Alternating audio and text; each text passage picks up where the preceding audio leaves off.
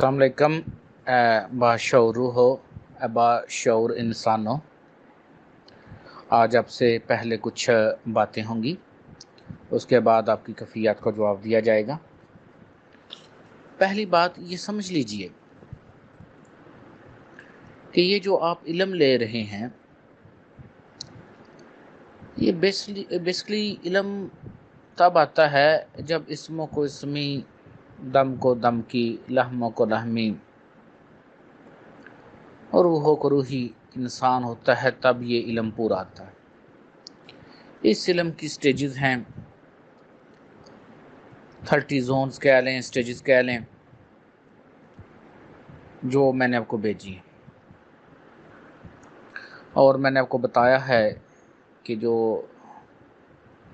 कलंदर तक का दर्जा होता है वो 25-26 दर्जात तक जाता है, इससे ऊपर दर्जात में वो भी नहीं होते। अब आपको ये शजरा मुबारक से 4 तस्वीरें भेजी गई हैं किसी गुफ्तगू के लिए। जो पहली तस्वीर है जिस पर पेज नंबर 9 लिखा है, लेकिन वो तस्वीर पहली है, उसमें हज़रत ख्वाजा अब्दुल वाहिद ज़ाहिद नूरी के बाद जो नाम लिखा है वो हज़रत ख्वाजा फ़ज़ैल बेनियाज़ का लिखा है। अब देख लीजिए ये कब हुए, कितना अर्सा पहले हुए, और ये बेसिकली इमाम हसन बसरी से 2 दर्जे साथ ही हैं। और इमाम हसन बसरी रहमतुल्लाह ने जो इल्म लिया वो हज़रत अली करमुल्लाह वजह से लिया था, और हज़रत अली करमुल्लाह वजह के पास डेफिनेटली बात है हज़रत मोहम्मद सल्लल्लाहु अलैहि वसल्लम का इल्म है, और हज़रत मोहम्मद सल्लल्लाहु अलैहि वसल्लम के पास अल्लाह पाक का इल्म है। अब जब ये हज़रत ख्वाजा फ़ज़ैल हैं, तो जब आप इनकी ज़िंदगी देखें,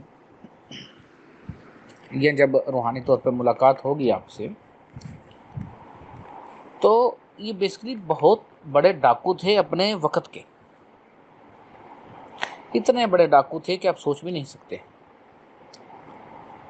लेकिन होता क्या है कि एक जगह जब ये डाका डालते हैं तो जंगल में एक जगह छुप रहे होते हैं, वहाँ देखते हैं कि एक दरबार सा बना है, और उस दौर में दरबार बनना, पक्की ईंट का इस्तेमाल होना बड़ी बात समझा जाता था। अभी आप ये ना समझें, अभी जो लोग आप में से बाशऊर हैं और गांव में रहते रहे हैं, उनको पता है कि 40-50 साल पहले गांव का क्या हाल होता था।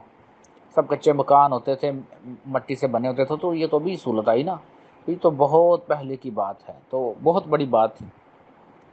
तो जब जनाब फ़ज़ैल ने वहाँ पर पनाह ली, तो क्या देखते हैं कि बादशाह आता है और अंदर जाता है और फिर रोता हुआ बाहर आ जाता है। फिर उसका वज़ीर जाता है, रोता हुआ बाहर आ जाता है। फिर बाकी जो उमराए सल्तनत हैं वो अंदर जाते हैं, रोते हुए बाहर आ जाते हैं। फिर ख़वातीन अंदर जाती हैं और रोते हुए बाहर आ जाती हैं। तो जनाब फ़ज़ैल को ये लगा कि आखिर ऐसी क्या बात है इसके अंदर कि जो भी जाता है रोता हुआ बाहर आता है। तो पूछा किसी शख्स से कि आखिर ये क्या है, इस दरबार कह लें या एक मकबरा कह लें, उस वक़्त जो भी लफ्ज़ आप इस्तेमाल करें, कि बादशाह तक गया और ख़वातीन तक गईं तो रोते हुए बाहर आ गए। तो उस शख्स ने कहा कि ये जो मकबरा है, ये जो मकान बना है, बादशाह सलामत का सिर्फ एक इकलौता बेटा था, यहाँ पर उसकी कब्र है।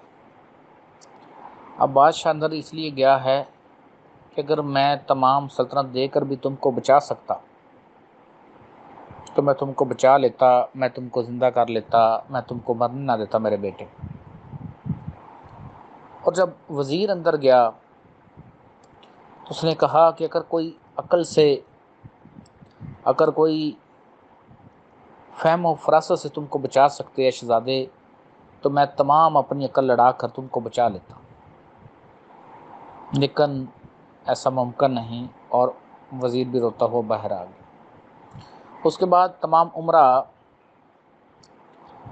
گئے اندر، انہوں نے کہا کہ ہم سے جو بھی بن پڑتا ہم دے کر، ہم کر کر تمہیں زندہ کر لیتے، تمہیں مرنے نہ دیتے۔ اور پھر آخر میں جو خواتین گئی ہیں انہوں نے کہا کہ اگر حسن کی بات ہوتی، اپنی جان کی بات ہوتی، تو ہم اپنا حسن، اپنی جان تمہارے اوپر قربان کر دیتی اور تم کو مرنے نہ دیتی، لیکن یہ ہمارے بس میں نہیں ہے۔ جب صرف یہ بات سنی جناب فضیل نے،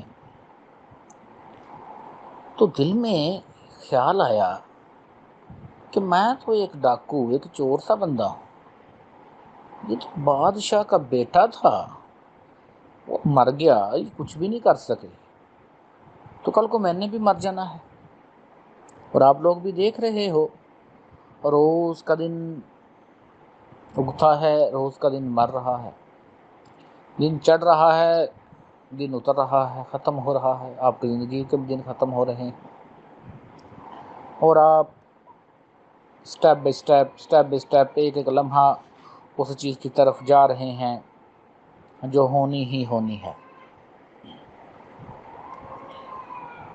تو یہاں پر اتنا اثر ہوا صرف اس ایک بات سے کہ فوراً توبہ کی اور سچے دل سے توبہ کی۔ جب توبہ کی اور راہ اختیار کیا، فقر کا لفظ فقر ہے، یہ بات ذہن میں رکھیے گا، یہ جو فقیر فقور لفظ استعمال کرتے ہیں بالکل غلط لفظ ہے، لفظ فقر ہے۔ اور اسی وقت جناب عبد الواحد کے پاس حاضر ہوئے اور وہاں سے لم لیا۔ اور اب سوچئے اگر یہ ایسے ہی ڈاکو رہتے، اس دنیا کی عیش و عشرت تو لے لیتے، لیکن کیا آج ان کا نام آ سکتا تھا؟ کو نام لیتا، لیکن کوشش کی تو تقدیر بدل گئی۔